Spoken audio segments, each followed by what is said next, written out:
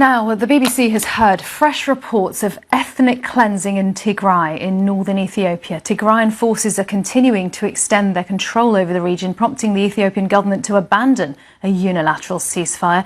More fighting is now expected in the west of Tigray, an area close to the border with Sudan, from where our Africa correspondent Andrew Harding has this report.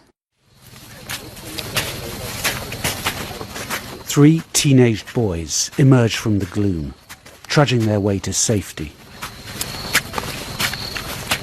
They've escaped from Tigray overnight across a river and a well-guarded border, carrying nothing except stories of ethnic conflict, of old neighbours turning on each other, in a war that's spreading and threatening a crucial chunk of Africa. Some armed soldiers come home to home and they register their names and they give us 2 days to live because we are Tigrayans. So there's a kind of ethnic cleansing going on in the town just across the border here. Yes, we feel bad because it's our country, it's our land. The boys are of fighting age and may soon be needed back in Tigray. But for now, they're safe, just across the border here in Sudan.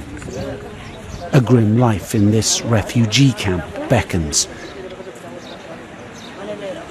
In the makeshift clinic here, one remarkable refugee is looking after thousands.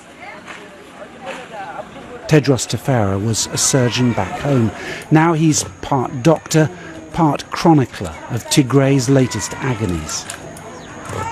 Thousands of people are being held in camps with no food and no water, and particularly they were being told that they are going to be punished by hunger. Punished by hunger? By hunger. Starved? Word by word.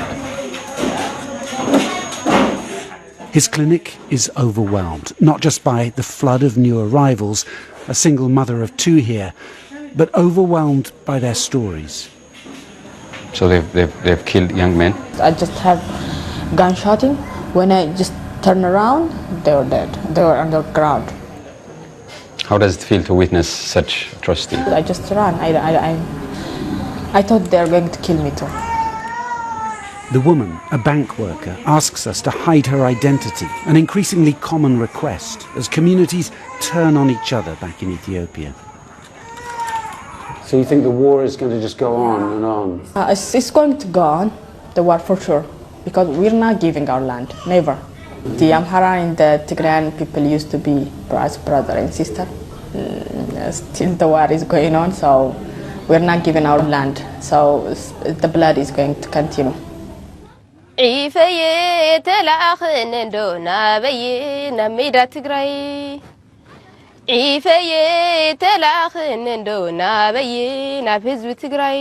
refugee sings of her yearning for home, for Tigray. It sounds like a lament for Ethiopia too, a nation at risk of unravelling.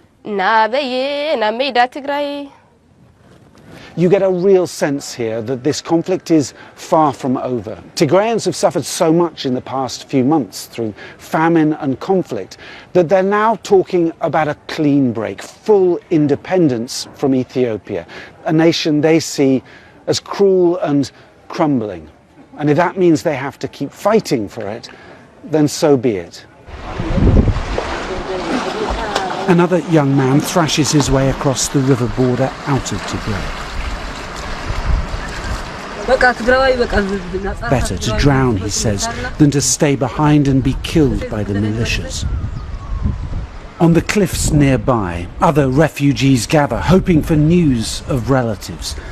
Their doctor is here too, pondering Ethiopia's fate.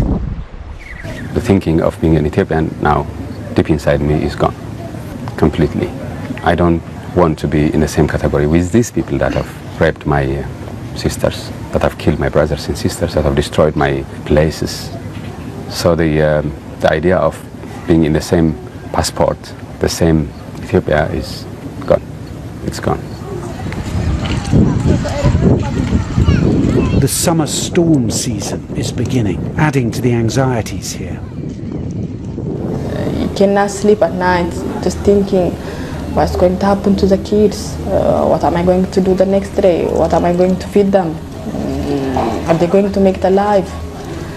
I think a lot of things, and when I see them, I feel sorry for them. For thousands of families, another night away from home. All plans suspended, all sense of order lost, as Ethiopia's war lurches on. Andrew Harding, BBC News on the Sudan-Ethiopia border.